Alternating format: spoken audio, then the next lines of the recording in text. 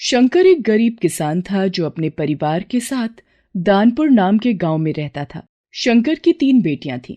खेती के लिए उसके पास एक छोटी सी जमीन थी और वो भी गांव के अमीर सेठ लालचंद के पास गिरवी रखी हुई थी। लालचंद एक भला आदमी था। भले ही शंकर की जमीन उसके पास गिरवी थी, लेकिन फिर भी वो उसे वहां खेती करने देता था। शंकर वहां जो भी फसल उगाता उसे बेचकर ही अपने परिवार का पेट पाल रहा था। किसी तरह गुजारा चल रहा था, लेकिन अपनी बेटियों के भविष्य की चिंता शंकर को हमेशा रहती थी। क्या हुआ जी, इतने उदास क्यों बैठे हो? जिस बाप की 3 बेटियां ब्याहने को बैठी हों और जेब में अठन्नी तक ना हो, उसके मन का हाल ये दुनिया नहीं समझती। पर तुम्हें तो समझना चाहिए ना कमला। सब समझती हूँ मैं, बस आपकी तरह हर वक्त परेशान नहीं बैठी रहती। अरे बेटियां हैं तो उनकी अपनी किस्मत भी तो है। जिसके नसीब में जो लिखा होगा वही होगा। ऐसे आपकी तरह सिर भारी करने से क्या होगा? शंकर और कमला बात कर ही रहे थे कि तभी वहां उनकी सबसे बड़ी बेटी मंगला आ जाती है। माँ, मैं सारी बोरियां लेकर आ गई। बाबा, अब आपको परेशान होने की जरूरत नहीं, मैं और कांता मिलकर ये काम भी कर लिया करेंगे। अरे बिटिया, पर इतनी भारी बोरियां तुम लोग कैसे? कोई भारी वारी नहीं थी बाबा, आप अकेले कब तक सारे काम करते रहोगे? इतना कहकर मंगला रसोई में चली जाती है और वहां के काम करने लगती है। मंगला सबसे बड़ी होने के साथ साथ बहुत ही जिम्मेदार और शांत स्वभाव की थी। वो अपने पिता की चिंता समझती थी और हर वक्त उनकी मदद करने के बारे में ही सोचती रहती थी। खेत और घर के कामों के अलावा वो सिलाई कढ़ाई का काम भी किया करती थी, लेकिन ये सब काफी नहीं था। उस साल बहुत ज्यादा बरसात होने से शंकर की सारी फसल बर्बाद हो गई, जिससे पूरे परिवार के सामने खाने पीने का संकट आ खड़ा हुआ। ये सब देखकर शंकर की हालत बिगड़ने लगी। वो बहुत बीमार रहने लगा। फिर एक दिन, अरे मालिक, आप यहाँ मुझे बुला लिया होता मालिक। मुझे आज ही पता चला शंकर, तुम्हारी फसल और तुम्हारी तबीयत के बारे में, तो सोचा खुद आकर तुम्हारा हाल चाल पूछ लूं। ये तो आपकी दरिया दिली है मालिक, वरना इस जमाने में हम गरीबों की सुध कौन लेता है। तुम्हें बिल्कुल परेशान होने की जरूरत नहीं है शंकर, मैं तुम्हारी मदद करूंगा। अरे मालिक, पहले से ही आपके इतने एहसान हैं, अब मैं आपसे और। शंकर, मैंने तुम पर कभी कोई एहसान नहीं किया, इंसानियत का फर्ज पूरा किया है बस। हाँ, लेकिन आज मैं तुम्हारी चौखट पर एक इच्छा लेकर आया हूं। कहिए मालिक, मुझसे जो बन पड़ेगा मैं आपके लिए करूंगा। सेठ लालचंद अपने बेटे महेश के लिए शंकर की बड़ी बेटी मंगला का हाथ मांगता है। ये सुनकर शंकर एकदम से चुप हो जाता है। दरअसल वो लालचंद के घर परिवार के बारे में सब कुछ जानता था। लालचंद खुद जितने सरल स्वभाव का था, उसकी पत्नी विभा और उसका इकलौता बेटा महेश उतने ही घमंडी और स्वभाव से कठोर थे। जब शंकर काफी देर तक कुछ नहीं बोला तो लालचंद ने उससे कहा, देखो शंकर, ये मत सोचना कि तुम्हारी कोई मजबूरी है। अब सच तो ये है कि मैं तुमसे इस बारे में काफी पहले से बात करने की सोच रहा था। तुम तो मेरे घर का हाल जानते ही हो, न रुपए पैसे की कद्र है और न ही रिश्तों की। मैं मंगला को उसके बचपन से देखता आ रहा हूं। मुझे लगता है कि वही मेरे घर और मेरे बेटे की जिंदगी को संवार सकती है।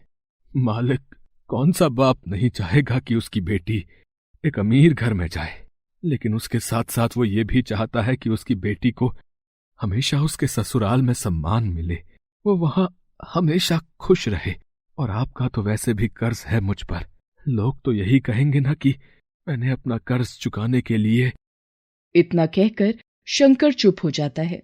लालचंद उसके कंधे पर हाथ रखते हुए कहता है, शंकर, मैं तुम्हारी चिंता अच्छी तरह समझता हूं।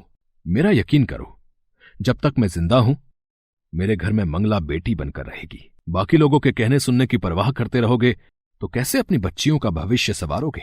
मैं एक बार फिर कह रहा हूं कि कोई जबरदस्ती नहीं है, तो मंगला से बात करके अच्छी तरह सोच समझकर मुझे बताना, ठीक है? अब मैं चलता हूं। लालचंद ने शंकर को बड़ी दुविधा में डाल दिया था। ऐसे में मंगला खुद उसके पास आकर कहती है, बाबा, आप भी कमा लो। वैसे इस चिंता में डूबे रहते हो कि बेटियों की शादी कैसे करोगे। अब जब सामने से रिश्ता आ रहा है तो भी सोच विचार में डूबे हो। बेटिया, सेठ जी भले आदमी है, लेकिन मालकिन और महेश बाबू, उनका थोड़ा डर है मुझे।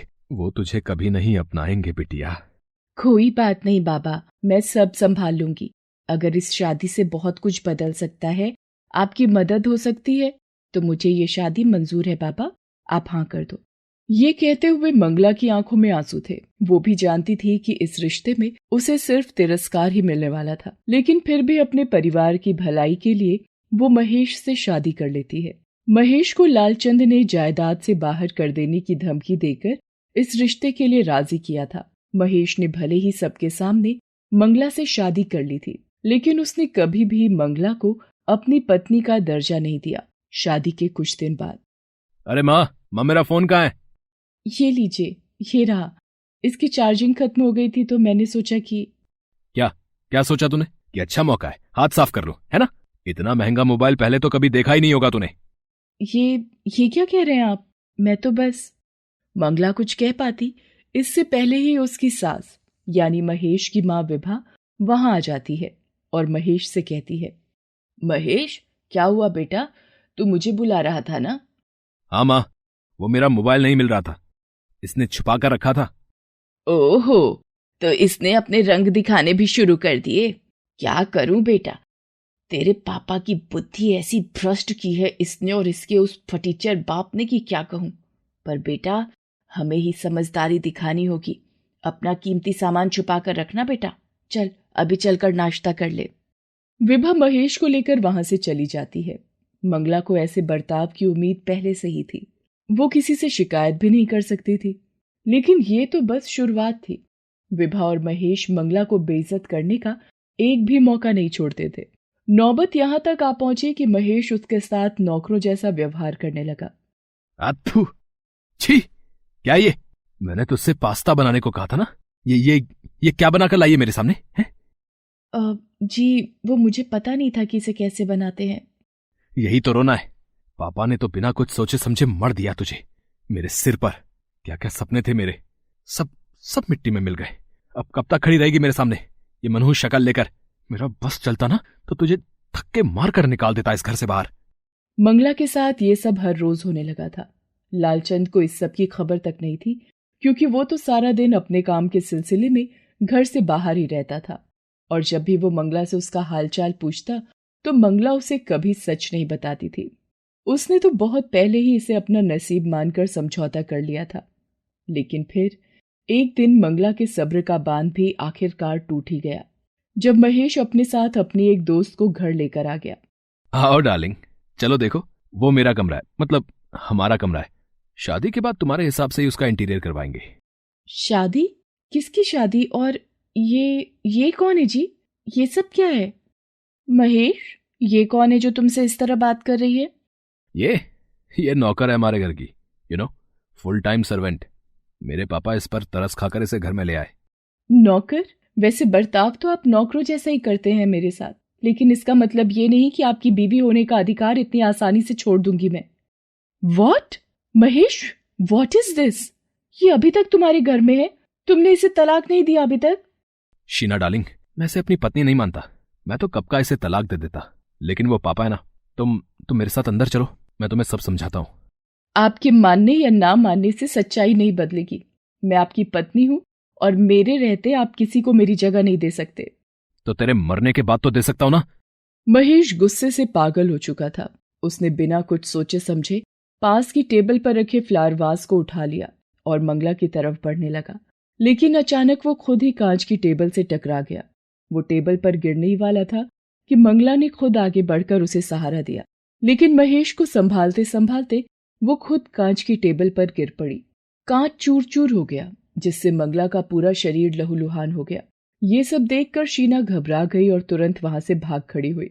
अब महेश भी घबरा गया, लेकिन मंगला को उस हाल में छोड़कर जाने की हिम्मत वो नहीं कर पाया। उसने तुरंत फोन करके एम्बुलेंस को बुलवाया और मंगला को अस्पताल लेकर गया। इलाज के बाद मंगला को होश तो आ गया, लेकिन उसे कई गंभीर चोटें आई थी। डॉक्टर्स ने उसकी हालत देखते हुए पुलिस को बुला लिया था। पुलिस ने जब मंगला से सारी सच्चाई पूछी तो मंगला ने कहा, ये सब मेरी ही गलती से हुआ इंस्पेक्टर साहब। मैं बहुत जल्दी में थी, पांव फिसल गया तो सीधा कांच की टेबल पर जा गिरी। मंगला का बयान लेकर पुलिस तो वहां से चली गई, लेकिन महेश वहीं खड़ा रहा। उसकी आंखों में पश्चाताप के आंसू थे। उसने मंगला के सामने हाथ जोड़ते हुए कहा, मुझे माफ कर दो मंगला, तुम्हारी इस हालत का जिम्मेदार मैं हूं। अपनी अमीरी के घमंड में मैंने कभी तुम्हें समझने की कोशिश नहीं की, तुम्हारे साथ हमेशा गलत करता रहा, और फिर भी तुमने। ऐसा मत कहिए, पति पत्नी का रिश्ता इतना कमजोर नहीं होता कि अमीरी गरीबी का फर्क इसे तोड़ दे। जो हुआ उसे भूल जाइए। इस हादसे ने मंगला के प्रति महेश का नजरिया बदल दिया था। महेश की सोच बदली तो विभा ने भी मंगला को अलग नजरिए से देखना शुरू कर दिया। धीरे धीरे मंगला ने अपनी अच्छाई से अपने घर में अपनी जगह हासिल कर ली। ये सब देखकर सबसे ज्यादा खुश लालचंद था। आखिर ये उसके भरोसे की भी तो जीत थी जो उसे हमेशा से मंगला पर था।